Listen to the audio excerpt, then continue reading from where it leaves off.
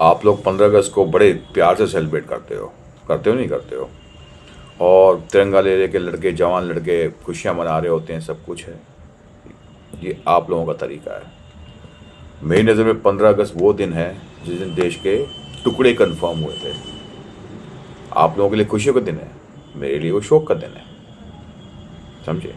जब मैं छोटा था ना, पाकिस्तान के अंदर रहता था, पाकिस्तानी स्कूलों में पढ़ता था, इन लोगों के बीच में 14 अगस्त वहाँ आता था और 15 अगस्त हमारे यहाँ होता है। 14 अगस्त के दिन उनकी उन्हीं के स्कूल में पाकिस्तान के झंडे मुझे लगाने पड़ते थे डेकोरेशन के लिए। अपने घर के बाहर तक भी लगाने पड़ते थे, जबरदस्ती लगा दिया करते थे हमारे घर के बाहर। और फादर विदेश मंत्रालय में काम करते थे और वहाँ पे पोस्टेड थे पाकिस्तान के अंदर। और अगले ही दिन हमारा 15 अगस्त भी आता था, तो वहाँ पे भी सेलिब्रेशन होता था एम्बेसी के अंदर। मैं दुविधा में था यार, क्या एक दिन पाकिस्तान का झंडा लगाना है और अगले दिन जाके अपने एम्बेसी के अंदर अपना वो करना है, भारत का वो मनाना है। तो मेरे फादर मुझे समझाते थे, जब छोटा था 8-9 साल का होऊंगा, मुश्किल से 7-8 साल का होऊंगा, मैं पूछता था पापा से ये क्या चक्कर है इस तरीके से। बोलते थे बेटा ये ज़मीनें जो है ना ये हमारी हैं, जहाँ हम रह रहे हैं, जिसको हम पाकिस्तान कह रहे हैं, ये ज़मीनें हमारी हैं, हमारा बेटा कल आएगा, वेट कर ले, ठीक है ना। फिर हम वो करते थे। तो बचपन में ही भावना और वो चीज़ समझ में आने लग गई थी, कुछ गड़बड़ है इसके अंदर। वो मैं कहा यार ये ज़मीन हमारी है और हमारा तिरंगा अलग है, जो 15 अगस्त को हमें सेलिब्रेट करना है। तो मन में ही भावना जाग गई थी कि वापस लेना था, ये अपना हिस्सा मुझे वापस चाहिए।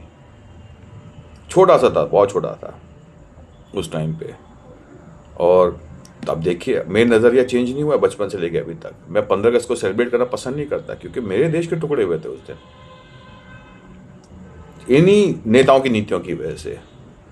खुशी खुशी में जाके गद्दियों पे बैठ गए। एक को जवाहरलाल नेहरू को प्राइम मिनिस्टर बनने का शौक था, जल्दबाजी थी, ठीक है, फटाफट फटाफट जो भी टर्म्स एंड कंडीशन जैसे तैसे बिना सोचे समझे बस मान ली।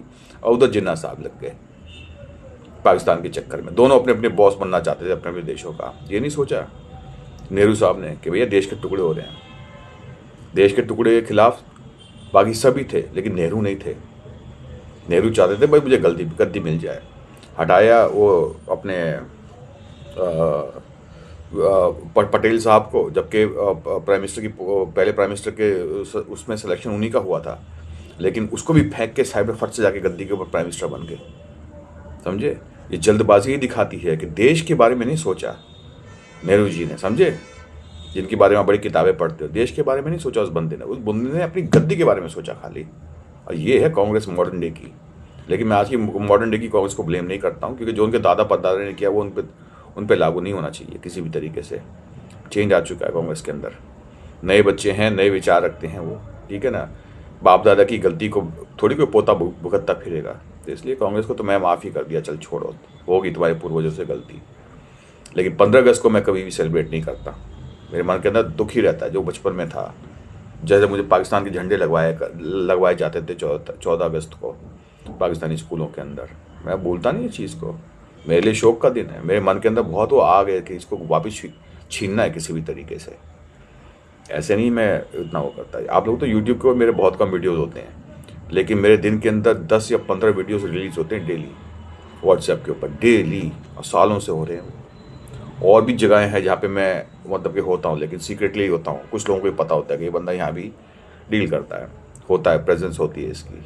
बहुत सालों से कर रहा हूँ एक नया सिस्टम, एक नई राह भारत को और मजबूत करने के लिए। और किसी के सामने कॉम्प्रोमाइज़ नहीं करेगा हमारा भारत। उस दिशा में एक बैकडोर से काम कर रहा होता हूँ अभी।